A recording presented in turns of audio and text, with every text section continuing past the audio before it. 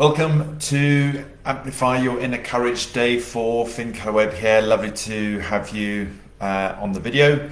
And if you are watching the replay, welcome as well. Hope you get some value and some benefit. So, what have we got in store for you today?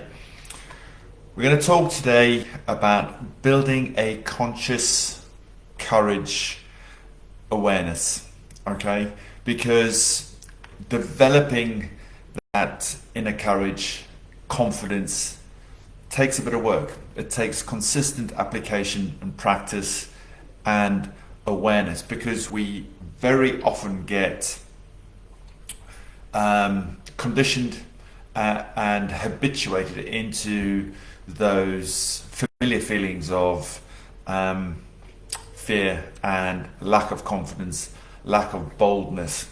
So really, this is going to enhance your daily conscious, courageous attitude, mindset, posture, and help you to take bolder steps towards fulfilling your dreams, your desires, your visions, etc. And this is something that you'll just get better and better and better at doing once you become aware of what's going on and how to up-level that inner courage within you that you were born with. So let's dive straight in. You might need to take a few notes. I've got quite a few little pointers here, and they're really, really powerful practices and tools. So step one really is very, very powerful, and that is to sit down and collate and build a list of past courage. So dredge up the evidence of where you have displayed confidence and courage in your life, no matter how small, okay? Whether it was learning to walk, that took courage, okay? Every time you fell over, you didn't just stop and give in.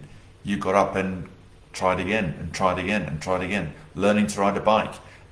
Maybe it was speaking in front of your class. It was maybe a performance, or maybe it was something on the sports field, or asking somebody to go on a date, or asking somebody to get married. Whatever it is, those are quite big examples, but maybe you even just think of something that you did yesterday which took a little bit of doing. This is really, really important, because it actually brings to mind, and it'll actually prove to you that you are really courageous. You have a huge amount of confidence that is in you, but the brain chooses to focus on the negative, on the fears, on the experiences where we quit, we backed away, we didn't really stand up for ourselves. So this is really, really important, and I cannot emphasize enough how important it is to focus on the little things as well, the difficult little conversations you've had to have, or saying no, or whatever it may be, as well as the big things that you can recall in your life. And this can take a little bit of time, and just recall it. Just let yourself sit down and just let yourself kind of go down memory lane and think of all the things. And if it took a little bit of confidence or a little bit of courage, or you had to really push through a few obstacles or challenges, then put it down, because that will show you that you have the evidence of inner courage. Okay, so that's step one. Collate and build a courage awareness evidence list. Step number two is a daily practice, and really it's very, very quick, and it's just to start what I call a daily courage journal. So before you go to sleep at night, just have a little book next to your bed and just write down 3 things that you think you did during the day that displayed a little bit of courage. All right, whether it was doing something that you didn't feel like doing, okay, or whether it was something a bit bigger. Maybe it's just the fact that you decided that you would face the day. Okay, maybe you got stuff going on and you didn't really feel like getting out of bed, but you've decided that you had to get out of bed, you had to face the day, or you had to have a difficult conversation with somebody, and you could have been so easily, it could have been so easy to not have that conversation, but you decided to have it. Okay, something is going on inside of you and you shared it with somebody. That takes courage. Okay, it might not seem very significant, but it is. So every day write down 3 things that you did during the day that were courageous. And if you haven't got 3 things that can bring to mind, write down 2 or even just 1. But we're building that daily evidence. Step number 3, and this is something that will possibly take a little bit of time, but it is how you are showing up. All right, whether that is with yourself in front of the mirror every morning. Are you standing there going, oh, I can't do this? Or is your posture poor? How are you showing up in front of your family, in front of your colleagues, in front of your friends, your partner? Practice on your pet. And very, very simply, this is about allowing yourself to actually inhabit the space that we all inhabit with greater authority, with a greater purpose. So when you stand, are you standing with your shoulders slumped? Are you standing just on one leg? Are you letting yourself feel pulled inwards? Stand with your feet shoulder width apart. Connect through your heels. Stand upright. Sit upright if that's what you're doing most of the day. Or just take yourself off and just stand and just give yourself 30 seconds to stand tall and in your power. Because this is really important. You know, all I want you to think about here is do your best in terms of, are you presenting yourself with good posture, okay, with presence, with poise, and how are you performing? How are you performing for yourself?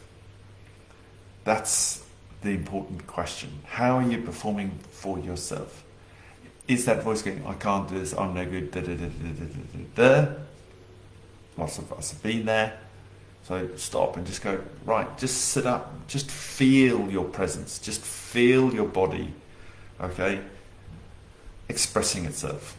And that can really help. If you're going into a meeting or if you're going to meet somebody, just give yourself a little bit of time before and just to think about, right, how do I want to show up? Do I want to show up as fearful, weak, not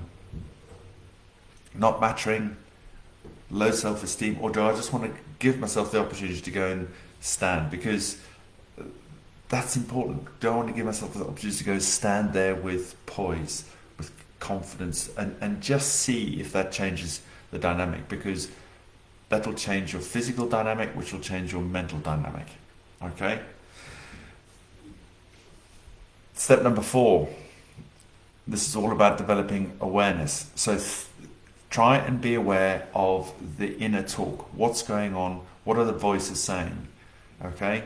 And even if you just pick up on one thing and change it, that's powerful. That's a step in the right direction. You might want to just think of maybe 2 or 3 affirmations you can give yourself. Maybe you just want to stand there and go, I am courageous. I am powerful. I am worthy. You know, just a few very simple things that you can just keep saying to yourself. Those affirmations over a period of time will be absorbed into your subconscious, and they'll be absorbed into your cells. That's really, really important, because what we think, we become. Perception changes the cellular structure of the body. So what you're saying to yourself is being picked up by the cells in the body. Okay? And you might also want to think about how you visualize yourself feeling and being really courageous and confident.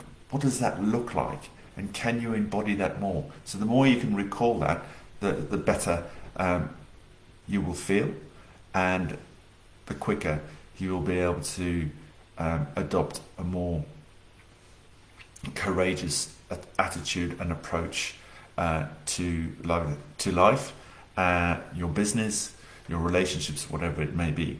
And this is the final point. And this is what we need to keep reminding ourselves of. And that is,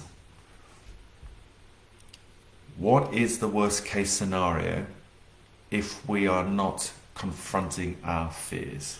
Okay, if we're not learning how to push through them, how to deal with them, how to understand them, if we're not showing our true inner courage, what is the worst case scenario if we